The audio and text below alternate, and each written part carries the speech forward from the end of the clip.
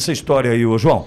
Pitoli, o presidente Lula ironizou quem reclama de pagar imposto aqui no Brasil. Foi durante o anúncio daquele projeto de regulamentação dos motoristas de aplicativo que gerou aquela repercussão toda, projeto no qual instituiu o pagamento de INSS, criação de sindicato, licença maternidade, entre outros aspectos também, nessa modalidade de transporte. A gente tem uma fala, um trecho da fala do presidente, onde ele disse, né, ele ironizou ali quem reclama que paga muito imposto aqui no Brasil, e aí para ilustrar a defesa do programa dele, o petista ironizou quem disse que paga muito imposto e disse que há uma cultura de reclamar dos tributos aqui no Brasil. E aí ele ainda contou uma história, Pitoli, a respeito da própria irmã dele, que segundo o presidente vive hoje com uma renda de apenas um salário mínimo, porque o marido, o cunhado de Lula, nunca teria ouvido os conselhos do petista para pagar mais para o INSS.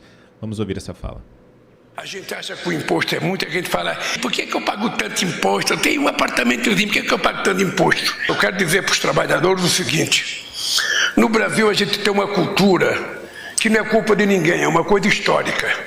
Toda vez que a gente tem que pagar imposto de uma propriedade nossa, a gente acha que o imposto é muito, a gente fala, eu tenho uma casinha, por que eu pago tanto imposto? Eu tenho um apartamentozinho, por que eu pago tanto imposto? Então, na hora de pagar, é tudo pequenininho, uma casinha pobrezinha, sabe? Quando você quer vender, é um apartamentozão, é uma casona, ou seja, aí você aumenta tudo, porque você quer ter uma participação maior na fatia do que você vende. A Previdência Social, vou contar uma história minha, para não contar a história dos outros. Eu tenho a minha irmã, que é 1 ano mais velha do que eu, 2 anos. Ela fez 80 anos. O marido dela a vida inteira foi caminhoneiro. A vida inteira, trabalhou a vida inteira. E eu falava para ele, Antônio, você tem que pagar a Previdência Social, Antônio. Você tem que pagar, porque a vida, ela dura um determinado tempo, mas a vida acaba. Você ganha dinheiro para você pagar sob ideia, Antônio. Paga a Previdência. Não, mas acho que eles achavam que estava me enganando. Não era a mim que ele estava enganando, eu não ia precisar da previdência dele, era ele próprio. Ele morreu de câncer. E a minha irmã vive com um salário mínimo. E ela vive reclamando, porque eu ganho tão pouco, eu ganho tão pouco. Você ganha tão pouco porque teu marido pagava tão pouco. Bom, chega, obrigado. Isso é muita... Algumas situações aí. Primeira delas, Olavo e Emílio. O Lula está falando sobre pagar a Previdência. Isso tem uma mensagem para os motoristas de aplicativo e entregadores do iFood, porque é o que ele quer. O grande benefício que o Lula está propondo para os motoristas de aplicativo e entregadores de iFood, o grande benefício é fazer pagar a Previdência. É o grande benefício. É tomar dinheiro dos caras. Então, essa fala dele vem para tentar abraçar os caras nesse lance do paga aí. Paga a Previdência Social, engorda o caixa, estão falando em algo em torno de 300 milhões de reais que deve chegar para o caixa da Previdência, caso isso venha a acontecer. Entretanto, ouvindo um diretor do iFood, ele diz o seguinte, o mundo mudou. O cara hoje, que é entregador do iFood, ele está preocupado hoje com outras coisas. Não é com a aposentadoria. Ele está preocupado, por exemplo, com o seguro da moto. Ele está preocupado com o seguro de vida. Ele está preocupado com o seguro de invalidez. Bateu a moto, se estrupiou, danou, quebrou tudo, tal. Como é que esse cara vive? Vai viver do quê? Então, hoje a preocupação é absolutamente diferente. Então, o Lula está tentando envolver nesse ponto essa turma aí. Ponto 1. Segundo, já vou te passar, Olavo, e aí eu sei do teu horário, me perdoe, viu, Olavo? E passo para o Emílio na sequência. Quando ele diz que o brasileiro culturalmente reclama de pagar imposto, é porque a gente nunca viu o dinheiro do imposto de volta. A gente paga imposto, a gente é roubado no Brasil, maior imposto do mundo, e não tem segurança pública, não tem escola, não tem infraestrutura, não tem saúde, não tem nada que é dever do Estado prestado com excelência. Por exemplo, eu falo do SUS. SUS, olha, o Sistema Único de Saúde é exemplo para o mundo. É uma grande mentira o SUS. Porque o SUS é para todo mundo enquanto tem dinheiro. O SUS é para todo mundo enquanto tem vaga. O SUS é para todo mundo enquanto tem remedinho na prateleira. Porque a hora que acabar, amigo, você não vai ter. Você não vai ter. Eu tive uma pessoa próxima da família, Olavo, eu já contei essa história aqui. A pessoa ficou 2 anos na fila para fazer uma mamografia. Qual que você acha que foi o resultado? Quando ela sentiu um nódulo no peito, no seio. Quando foi fazer o exame 2 anos depois, estava com um câncer instalado ali, gigantesco, teve problemas seríssimos. Você vai falar para mim que o SUS é para todos?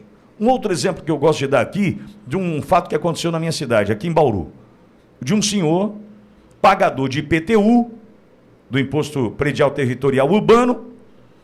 Esse cara paga IPTU e um dia me ligou aqui na rádio para falar assim: Pitório, você não acredita.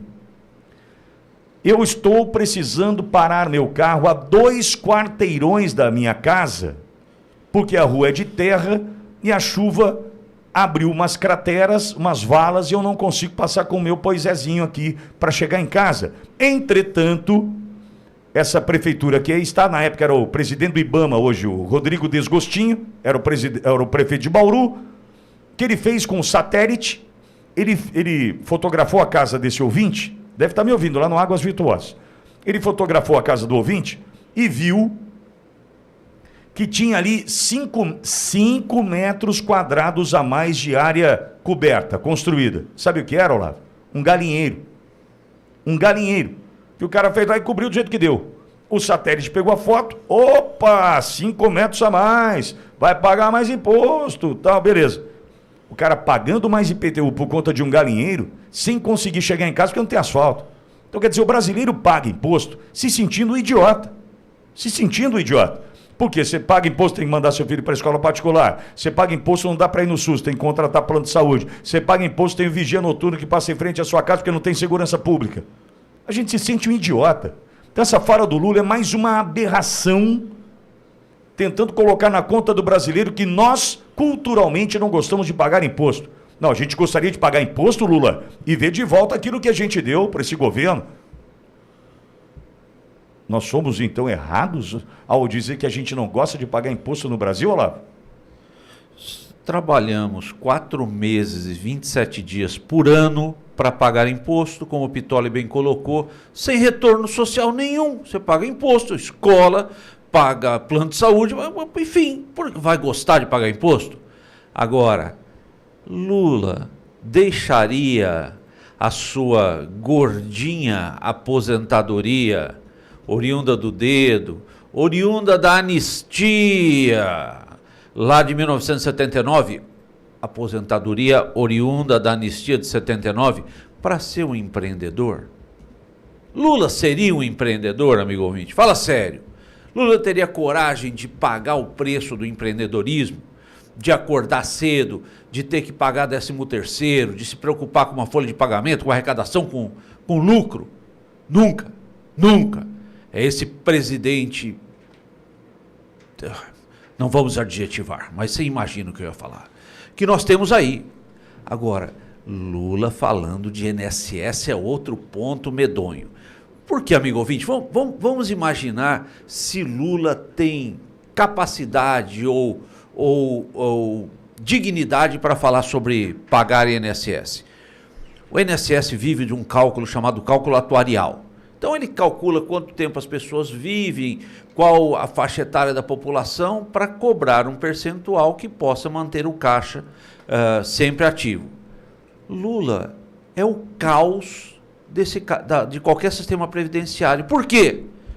O cara se aposentou pela perda de um dedo.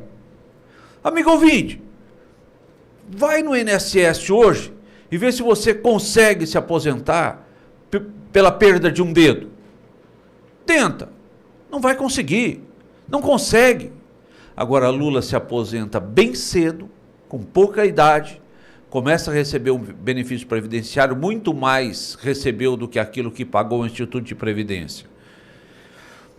Só sobre o iFood, Lula caminha contra a história, porque o STF acabou de decidir a não existência de vínculo empregatício na questão do Uber.